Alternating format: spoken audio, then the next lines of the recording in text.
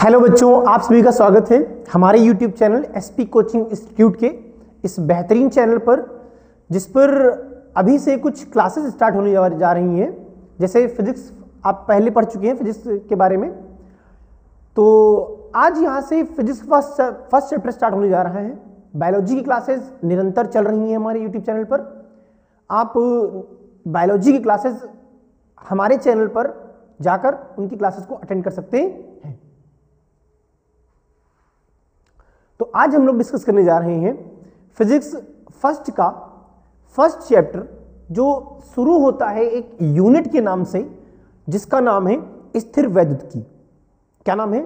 स्थिर वैद्युतिकी। देखिए, आज हम किसके बारे में डिस्कस करने जा रहे हैं।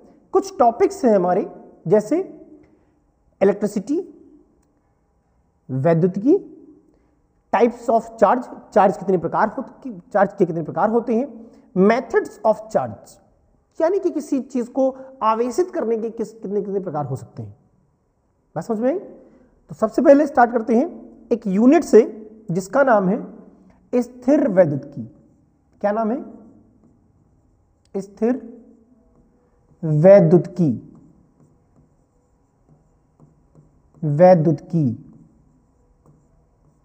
स्थिर वैद्युतिकी का अर्थ होता है, स्थिर का मतलब कैसा? आवेश रुका हुआ। कैसा? रुका। और वैद्युतिकी का अर्थ होता है आवेश। इस पूरी की पूरी यूनिट में हम केवल और केवल आवेश के स्थिर होने की प्रवृत्ति को पढ़ेंगे। स्थिर का मतलब कैसा? रुका। वैद्युतिकी का मतलब आवेश। बात समझ में आई? यूनिट का कंसेप्ट समझ में आया कि हम किसके बारे में पढ़ने जा रहे हैं? ठीक है, देखिए, और सबसे पहले डिस्कस करते हैं कुछ। आज हम लोग किन किन चीजों पर बात करेंगे। देखिए, हम समझेंगे वैद्युतिकी एग्जैक्टली में होता क्या है, फिर हम उसके बारे में पढ़ेंगे कि कैसे कैसे साइंटिस्ट आए और थेल्स थ्योरी क्या थी। कई वर्षों तक थेल्स थ्योरी को ही सही माना गया, और आगे जाकर जब समय बीता तो पता चला कि नहीं, कहीं ना कहीं थेल्स ने जो थ्योरी दी उनमें कुछ कमियां रह गई। उन कमियों को दूर करने के लिए कौन आया? विलियम गिलबर्ट जैसे साइंटिस्ट आए, उन कमियों को दूर कर पाए। तो सबसे पहले हम आज डिस्कस करने जा रहे हैं किसके बारे में? वैद्युतिकी के बारे में। आया समझ में? देखिए, क्या पढ़ने जा रहे हैं हम? वैद्युतिकी। देखिए, घर्षण वैद्युतिकी की खोज ग्रीक देश के मिलेटस के निवासी कौन? थेल्स। कौन? थेल्स। यही है थेल्स थ्योरी। थेल्स ने द्वारा लगभग 600 ईसा पूर्व बताया गया, या उससे पहले की गई, 600 ईसा पूर्व की गई। थेल्स ने देखा कि जब अंबर पदार्थ को, किसको? अंबर पदार्थ। अंबर एक प्रकार का पदार्थ है जिसे ऊन से रगड़ा जाता है, तो इसमें हल्की वस्तुओं जैसे कागज के टुकड़ों, तिनकों और धूल के कणों, पंखों आदि को अपनी ओर आकर्षित करने का क्या हो जाता है? गुण उत्पन्न हो जाता है। मतलब ये थेल्स थ्योरी दी गई थी। थेल्स ने क्या बताया कि अगर हमें कहीं अंबर पदार्थ मिल जाए और उस अंबर पदार्थ को किसी हल्की वस्तु से या फिर उसको ऊन के टुकड़े से रगड़ दिया जाए, तो क्या होगा? उसके अंदर आवेशों को अपनी ओर आकर्षित करने का क्या आ जाएगा? एक गुण आ जाएगा। बस समझ में आई? जैसे देखो, कागज के टुकड़ों, तिनकों और धूल के कणों आदि को अपनी ओर आकर्षित करने का गुण उत्पन्न हो जाता है। बात समझ में आई? काफी समय तक इस थ्योरी को सही माना गया। समय बीता और समय कितना आया? 1600 ईस्वी। 1600 ईस्वी में इंग्लैंड की रानी एलिजाबेथ के चिकित्सक, जो प्रसिद्ध वैज्ञानिक भी थे, डॉक्टर के साथ भी क्या थे, ये एक वैज्ञानिक भी थे, जिनका नाम था William Gilbert. Doctor William Gilbert इनका पूरा नाम था, डॉक्टर विलियम गिलबर्ट। देखिए, ने अनेक प्रयोग करके पता लगाया कि अंबर के अतिरिक्त, ऐसा नहीं है कि यह सिर्फ अंबर पदार्थ है। बात समझ में आई? देखिए, थेल्स ने कहा सिर्फ अंबर पदार्थ ऐसा है, जिसको ऊन से रगड़ने पर वो कागज के छोटे छोटे टुकड़ों और तिनकों को अपनी ओर आकर्षित करने का क्या लेता है, गुण ले आता है। समय बीता और समय आया कब, 1600 ईस्वी का। तो वैज्ञानिक डॉक्टर विलियम गिलबर्ट ने बताया कि केवल और केवल अंबर पदार्थ ऐसा नहीं है, अंबर के अतिरिक्त भी कई ऐसी पदार्थ हैं या कई ऐसी वस्तुएं हैं जैसे सीसा, चमड़ा, एबोनाइट की छड़, लाख, गंधक। इनको भी अगर हम बिल्ली की खाल से या फिर ऊन से रगड़ें तो उसके अंदर भी इसी प्रकार के गुण आ जाते हैं,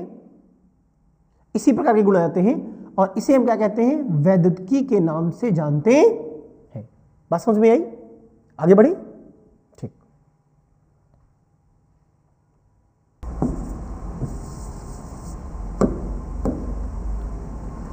ठीक, आगे बढ़े। अब आते हैं कुछ, उससे पहले हम आपसे एक दो प्रश्न पूछना चाहेंगे। आवेश की अगर बात करें, किसकी, आवेश, तो आवेश कितने प्रकार के होते हैं, 2 प्रकार के। उससे पहले आप बताइए, ये आप बताएंगे इलेक्ट्रॉन की खोज कब हुई, किसकी खोज, इलेक्ट्रॉन की खोज कब हुई। उसके बाद आप बताएंगे प्रोटॉन की खोज कब हुई, प्रोटॉन की खोज कब हुई।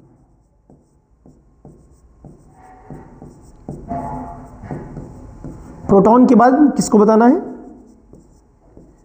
न्यूट्रॉन की खोज के बारे में, न्यूट्रॉन की खोज कब हुई। देखिए, इलेक्ट्रॉन की खोज किसने की, जे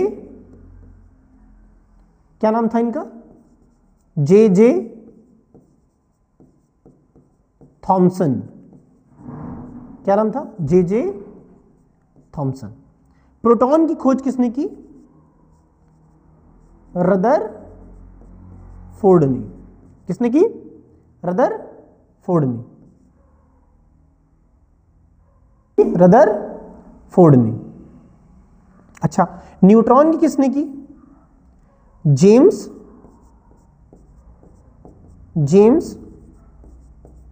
चैडविक ने।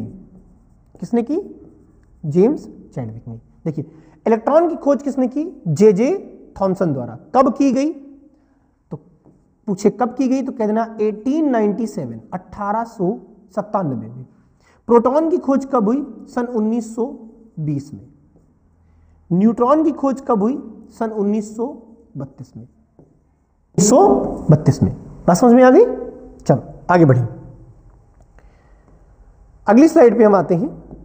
तो देखिए, विलियम गिलबर्ट ने क्या बताया।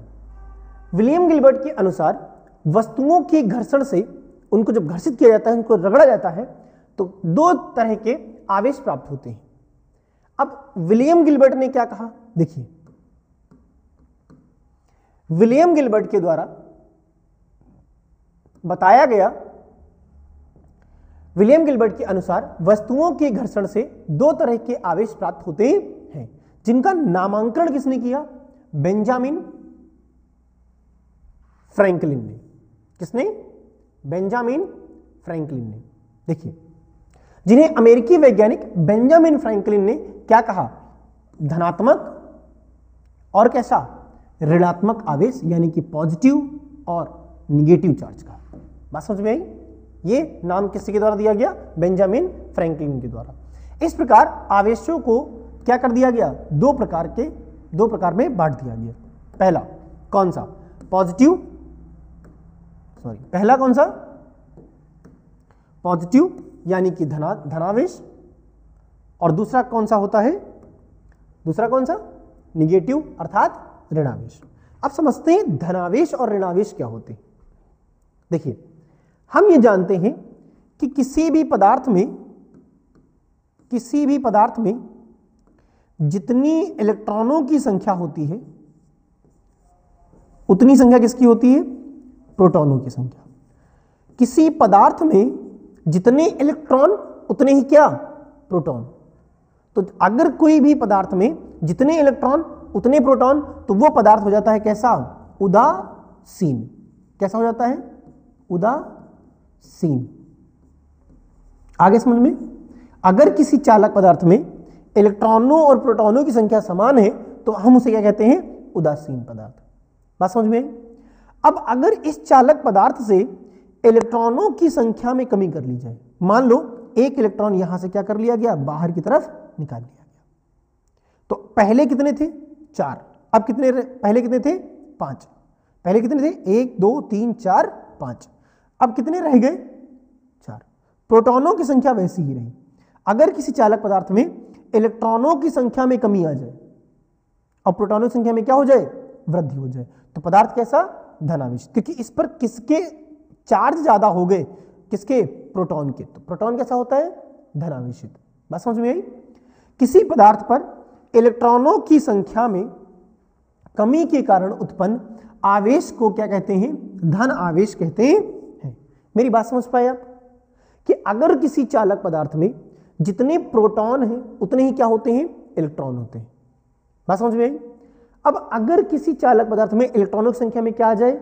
कमी, किसी मेथड से, किसी विधि द्वारा, आगे पढ़ेंगे मेथड कौन कौन से होते हैं, कौन कौन सी विधियां होती। तो अगर किसी चालक पदार्थ में इलेक्ट्रॉनों की संख्या में क्या आ जाए? कमी, और प्रोटॉनों की संख्या में क्या हो जाए? वृद्धि, तो इस प्रकार के चालक पदार्थ को हम क्या कहेंगे? धन आवेशित कहते हैं। बात समझ में आ रही? चलिए आगे बढ़े। दूसरा अगला टॉपिक है आपका कौन सा? किसके बारे में? ऋण आवेशों के बारे में, निगेटिव चार्ज के बारे में। किसके बारे में? निगेटिव। किसी चालक पदार्थ पर इलेक्ट्रॉनों की क्या हो जाए? अधिकता। अधिकता के कारण आवेश को क्या कहते हैं? ऋण आवेशित कहते हैं। फिर से समझिए, देखिए, अगर ये चालक पदार्थ, मैंने बोला जितने इलेक्ट्रॉन उतने ही क्या? प्रोटॉन। जितने इलेक्ट्रॉन उतने क्या? प्रोटॉन। अब 4 इलेक्ट्रॉन, इलेक्ट्रॉन कितने? 4, प्रोटॉन भी कितने? 4। तो 4 इलेक्ट्रॉन 4 प्रोटॉन, हम बता ही नहीं सकते कि ये कैसा पदार्थ है। तो इस प्रकार के पदार्थ को हम क्या कहेंगे? उदासीन। अब अगर बाहर से हम एक इलेक्ट्रॉन लाएं, ये लाएं बाहर से इलेक्ट्रॉन, और इस बाहर से लाए हुए इलेक्ट्रॉन को हम इसके अंदर क्या करा दें? प्रवेश करा दें। अब जरा बताना कितने इलेक्ट्रॉन? 1 2 3 4 5। तो कितने इलेक्ट्रॉन? 5। प्रोटॉनों की संख्या कितनी? 1 2 3 4। ये तो कम है, तो इलेक्ट्रॉन कितने हो गए? 5। प्रोटॉनों की संख्या कितनी है? 4। अधिकता किसकी है? इलेक्ट्रॉनों की संख्या क्या है? ज्यादा है। बात समझ में आई? ठीक, आगे बढ़े। आवेशन की विधियां कितनी होती हैं? किसी चालक पदार्थ को हम कितने प्रकार से आवेशित कर सकते हैं? देखिए, आवेशन की विधियां आपको दी गई हैं। कौन कौन सी आवेशन की निम्नलिखित विधियां हैं? सबसे पहले घर्षण द्वारा आवेशन। किसके द्वारा? घर्षण द्वारा। किसी चीज को घर्षित करना, फ्रिक्शन के साथ, रगड़ने के साथ। ठीक। फिर दूसरा कौन सा? चालन द्वारा आवेशन, चार्जिंग बाई कंडक्शन। कैसे? Charging by condition. फिर उसके बाद प्रेरण द्वारा आवेशन, चार्जिंग बाई इंडक्शन। तीनों मेथड के बारे में समझते हैं। तीनों मेथड के बारे में समझते हैं। सबसे पहले आपका आता है कौन सा? घर्षण द्वारा आवेशन। तो ये जो आपको दिखाया गया है, ये किसके द्वारा है? किसी भी वस्तु को घर्षण द्वारा आवेशित करना, यानी कि घर्षण द्वारा आवेशन। क्या है? घर्षण द्वारा आवेशन। किसी एबोनाइट की छड़, पीछे हमने पढ़ा किसके बारे में? एबोनाइट की छड़। जैसे इधर देखो, सीसा, चमड़ा, एबोनाइट, लाख, गंधक। अब किसी छड़ को क्या करना है? किसी छड़ को एक रुई के टुकड़े से उसको पकड़ के उसको ऐसे पकड़ना है और कस के रगड़ देना है। तो स्थिति क्या होगी? इस छड़ से इलेक्ट्रॉनों का स्थानांतरण इस पर हो जाएगा। तो क्या इस पर इलेक्ट्रॉन कम हो गए होंगे? बिल्कुल। पहले इस पर जितने जितने पॉजिटिव चार्ज होंगे उतने नेगेटिव चार्ज होंगे। बात समझ में आई? अब यहां से ऋण आवेशित किस पे आ गए? इस रुई वाले टुकड़े पे। तो घर्षण के कारण क्या हुआ कि इसको रगड़ने के कारण इसके आवेश, ऋण आवेश इस पर आ गए, तो ये तो धनावेशित हो गया होगा, क्योंकि इसमें धनावेशों की संख्या बढ़ी गई, इलेक्ट्रॉनों की संख्या में क्या आ गई, कमी। तो पदार्थ कैसा, धनावेशित। बात समझ में आई? देखिए घर्षण द्वारा आवेशन कैसे करते हैं, किसी क्षण को ये देखिए क्षण को पकड़े हैं और किससे, किसी कॉटन के कपड़े से, रुई के टुकड़े से या ऊन से रगड़ने पर क्या हुआ, इधर देखिए इस वाले पदार्थ पर कैसा आवेश आ गया, ऋण आवेश, और इस पर कैसा आ गया, धनावेश, जिसके कारण ये वाली रॉड कैसी हो गई, ऋण आवेशित, और कॉटन कैसा हो गया, धनावेशित। बात समझ में आई? ठीक, आगे देखिए दूसरा आता है हमारा कौन सा, चालन द्वारा आवेशन। किसके द्वारा, चालन द्वारा आवेशन। हमें क्या करना है कि एक ऐसा चालक, एक पदार्थ लेना है, और ऐसे दो चालक पदार्थ हमने लिए, एक ऐसा है जो अनावेशित है, अर्थात इस पर कोई भी आवेश नहीं है, और एक ऐसा है जो कैसा है, आवेशित है, और इस पर कैसा आवेश है, धनावेश।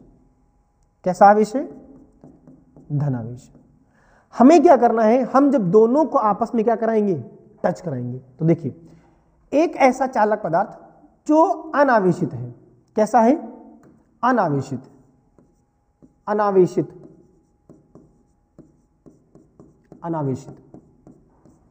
और दूसरा कैसा है, आवेशित। दूसरा कैसा है, आवेशित।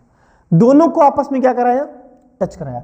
तो इस वाले चालक पदार्थ के आवेश इस पर क्या हो गए, स्थानांतरित होते। इधर देखिए दोनों को आपस में क्या कराया, टच कराया। तो टच कराने के बाद हमने दोनों को अलग अलग रखा, और अलग अलग रखने के बाद हमने देखा कि दोनों ही पदार्थ कैसे हो गए, आवेशित। देखिए पहले दोनों नहीं थे, ये अनावेशित था और ये कैसा था, आवेशित। दोनों को आपस में क्या कराया, टच कराया। टच कराने के बाद क्या किया, अलग रखा। अलग रखने के बाद क्या हुए, इस पर भी आवेश आ गया और इस पर भी आवेश आ गया। तो क्या हम ये कह सकते हैं कि अनावेशित वाला आवेशित हो गया, हाँ या ना, बिल्कुल हो गया। तो अनावेशित वाला चालक पदार्थ कैसा हो गया, आवेशित हो गया।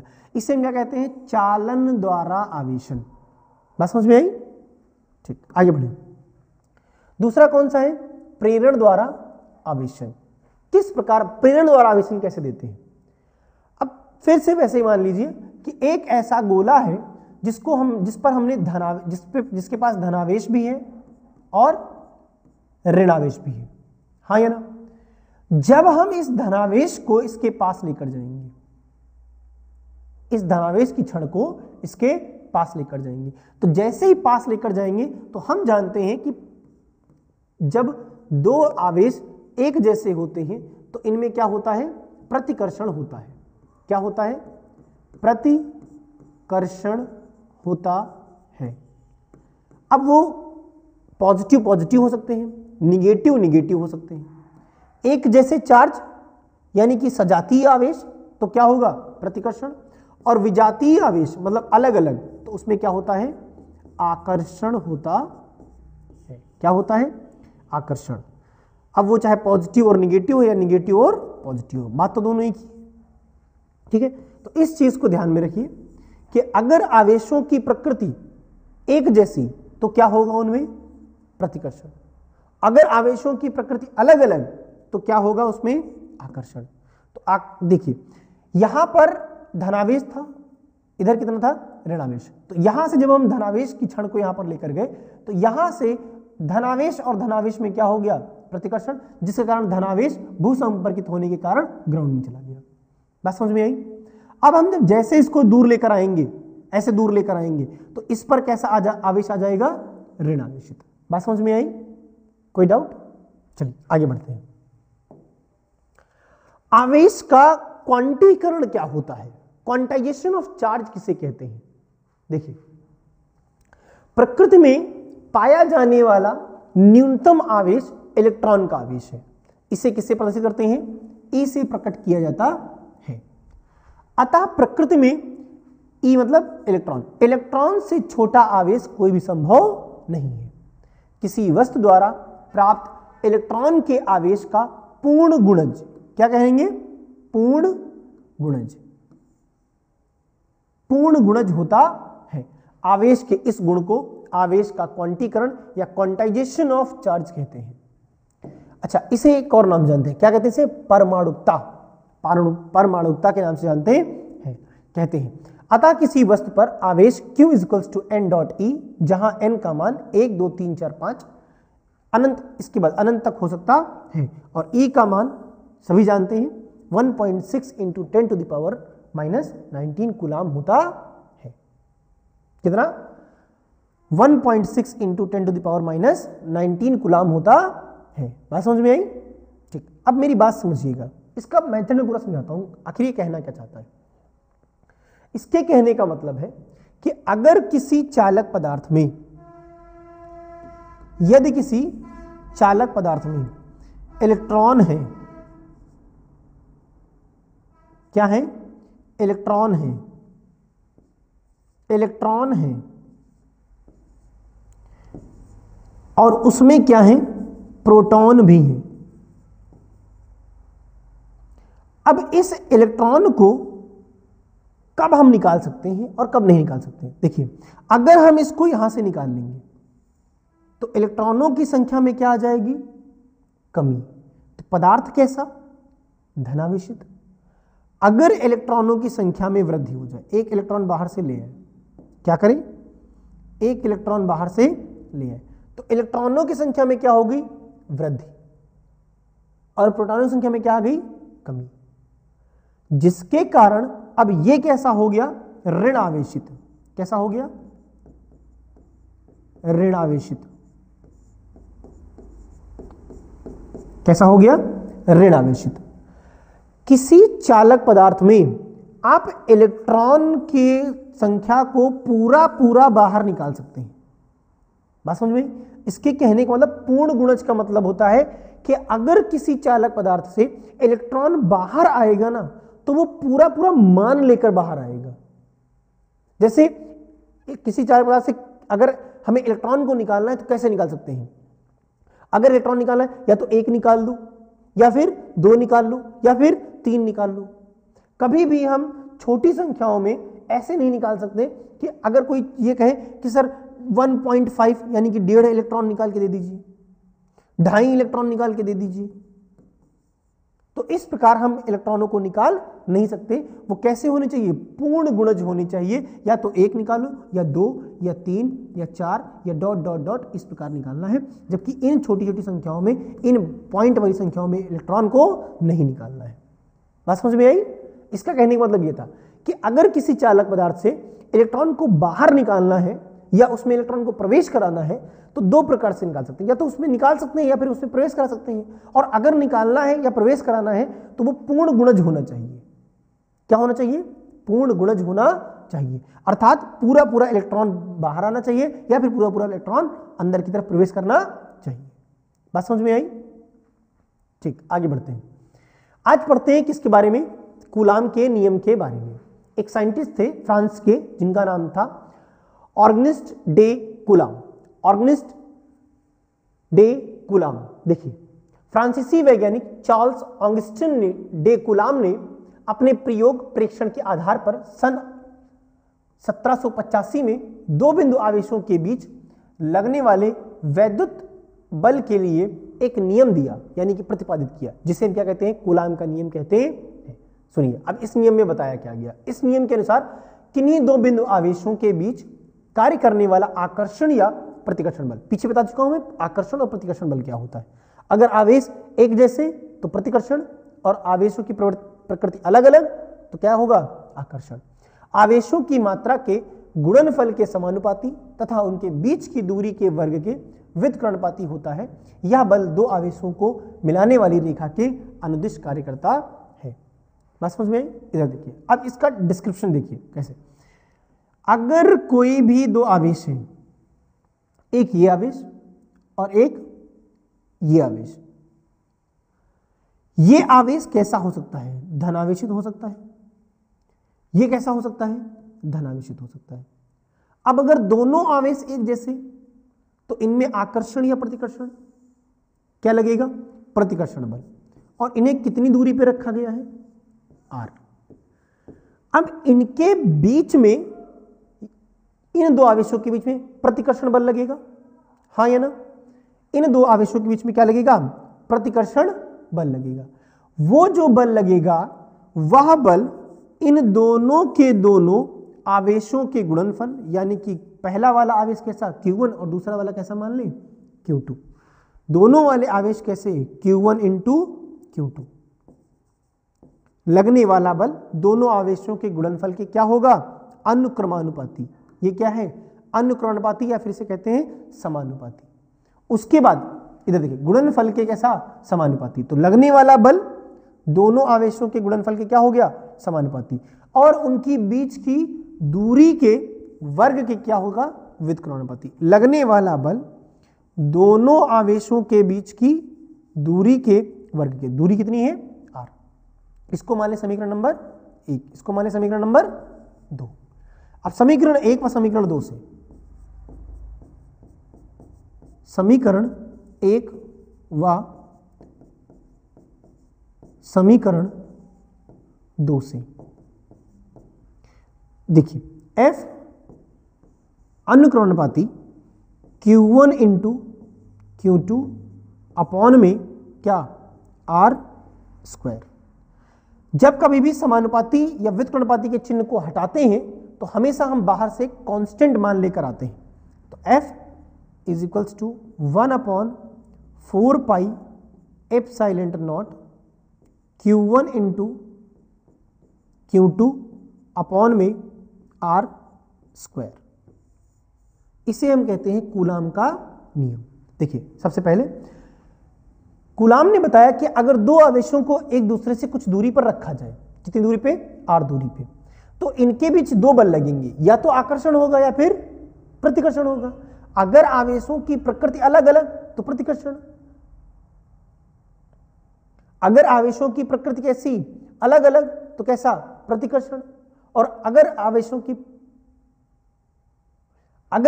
की प्रकृति एक जैसी तो क्या लगेगा, प्रतिकर्षण। और अगर आवेशों की प्रकृति अलग अलग तो क्या लगेगा, आकर्षण। तो लगने वाला बल F अनुक्रमानुपाती है किससे, Q1 और Q2 के। F अनुक्रमानुपाती है किसके, 1 अपॉन R स्क्वायर के, समीकरण 1 व समीकरण 2 से। तो यहां पर कभी भी कांस्टेंट वैल्यू लाते हैं, जब कभी भी ये अनुक्रमानुपाती या व्युत्क्रमानुपाती का चिन्ह हटता है तो हमेशा बाहर से हम एक कांस्टेंट वैल्यू लेकर आते हैं। बात समझ में आई, कोई डाउट, ठीक है। तो इसे हम कहते हैं कूलाम का नियम। क्या कहते हैं, कूलाम का नियम। बात समझ में आई, कोई डाउट। आज हम लोग यहीं तक क्लास को एंड करते हैं, और अगर इसमें से कोई भी पॉइंट आपको ना समझ में आया आप कमेंट बॉक्स में बताइएगा, कल मैं उसको फिर से एक बार रिवाइज करवा दूंगा, ठीक है। तो आज के लिए इतना ही, मिलते हैं फिर से वापस अपनी क्लास में, और इसके आगे टॉपिकों के बारे में पढ़ते रहते हैं। आप धीरे धीरे इनके नोट्स बनाते चलिए, धीरे धीरे इनके नोट्स बनाते चलिए, और उन टॉपिकों को धीरे धीरे याद करते चलिए और कंप्लीट करते चलिए। जब तक फिजिक्स का अंतिम समय आ जाएगा तब तक आप पूरी की पूरी फिजिक्स को कंप्लीट कर चुके होंगे। बात समझ में आई, ठीक है। तो धीरे धीरे इनके नोट्स बनाते रहिएगा और पढ़ते रहिएगा। थैंक यू, धन्यवाद, bye bye and take care. Thank you class.